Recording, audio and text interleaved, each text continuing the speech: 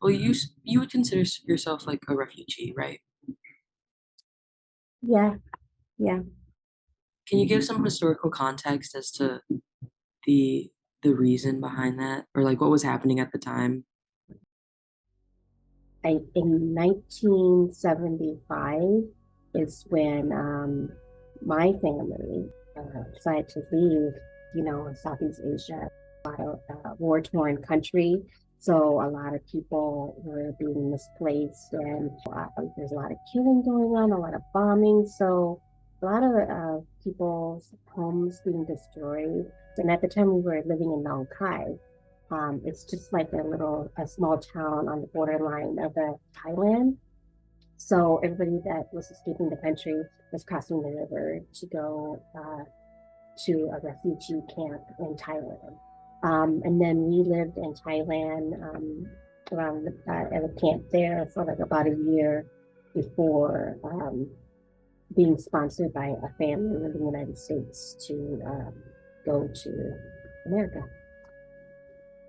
You didn't have like a lot of stuff. When you left your country, you took what was, the clothes on your back and maybe a few, I don't know. I don't remember anything like that I took personally, but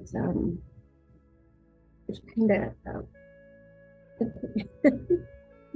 emotional about it because you just take what you can to survive. I remember the plane ride and just leaving my grandparents because not everybody was sponsored at the same time and could leave at the same time. I always tear up when I talk about that because I think it is an emotional thing and we don't talk about it really. I don't remember the emotion very well or the exact things, but you remember the emotion.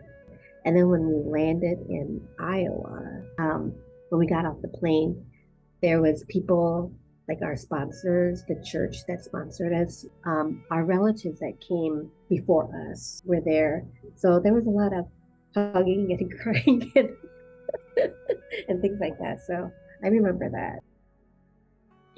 American culture obviously was completely different. And like, how was that feeling when you settled down in Newton, Iowa? The only other family I saw that was Asian was my relatives. I never felt like I fit in.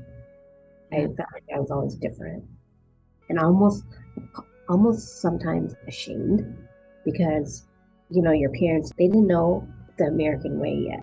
So you were trying to hide that part of you because you were embarrassed of it. So until I got to college, and then that's when my world started to change, where there was more diversity, that I was seeing more. I became more accepting of who I was and more appreciative of where I came from. I wouldn't want it any other way. So it's been a full circle of denial and acceptance and just like embracing who you are.